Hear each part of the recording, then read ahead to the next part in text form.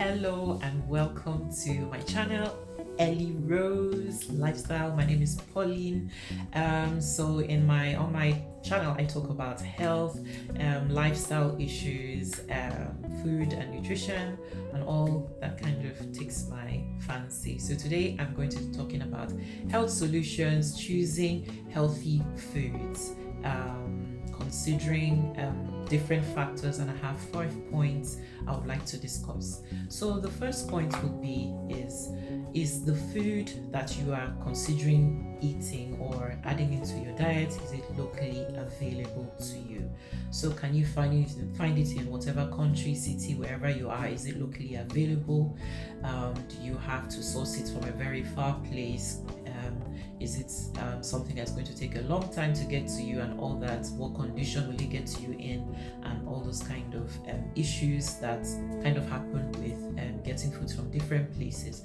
Those things are very important to consider, because what you need might actually be found within your local environments or wherever you live. Sometimes you may not need to, or in certain cases you may need to, but sometimes you may not need to go so far to get certain things. So those things are very important to consider locally, because it's also good to encourage your local farmers, your local industry, what is available to them, and all that. Now, the next point I would like to talk about is, are you aware of what nutrients your body needs? Do you know what you need for your bone health, reproductive health, if you're a male or a female? Do you know what you need to sustain brain health and all those kind of things? Basically, general well-being. What do you need? Vitamin C, A, and all that. Do you know what proportions you need them in?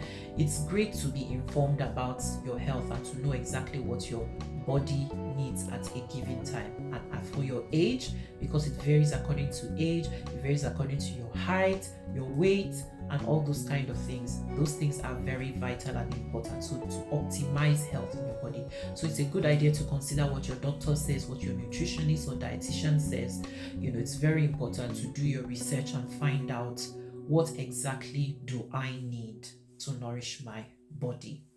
The next point for me, which will be number 3, will be, is it economical based on your budget? So based on how much you earn, what you are making, what your budget, what you've set aside to say, this is what I'm going to put aside for my health. Even though I feel like there should be no cap based on health when in terms of money and how much you spend in your budget. I feel like health should be your priority, but you have to have a budget, because obviously our earnings are obviously limited meaning you earn a certain amount, so you have to obviously pay rent, do other things. So you need to consider how much you set aside for health. Health meaning the foods that you eat, your doctor's appointments, maybe seeing physiotherapists, whatever it is, depending on what you need. So what have you set aside for that? And in this case, for food too, because it's extremely vital. What we put into our bodies kind of nourishes the body, takes good care of the body, helps with so many different biological functions, biochemical functions in our body. So that is extremely essential. It's all about the Monday. So then the next point is, do you know if it causes any known allergies? Say for example, I am allergic to gluten or gluten intolerant. So things like wheat, barley, rye, wheatgrass.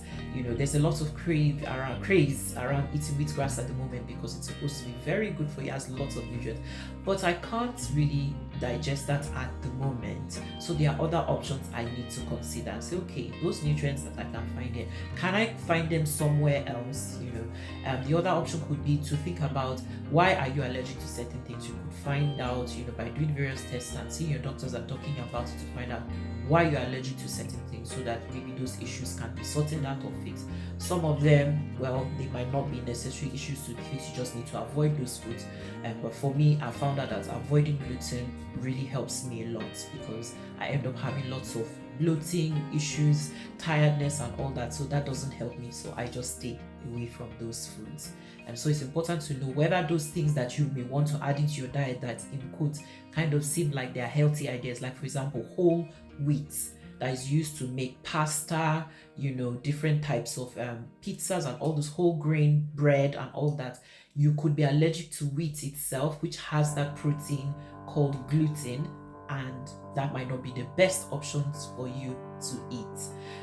So my next point is, do you like it?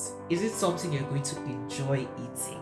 So mushrooms might be a great idea, a great source of B vitamins, but is that the best option for you if you don't really enjoy eating that food? That is not to say that you cannot get used to eating that type of food. So it's a great idea to consider that, oh, is there something else that has this that I can really enjoy? I feel that it's worth putting the energy into considering and thinking about it and saying, where can I find this other thing? I don't so much enjoy it, or maybe it causes me this, or I feel like this when I eat it, because not all foods work the same way in our bodies. Some people can react a particular way to it. Others, they can feel funny when they eat certain types of foods. I know, for example, coffee is not fantastic for me. It doesn't do great in my body, but some other people take it and they feel fantastic, and I hear that coffee has certain health benefits.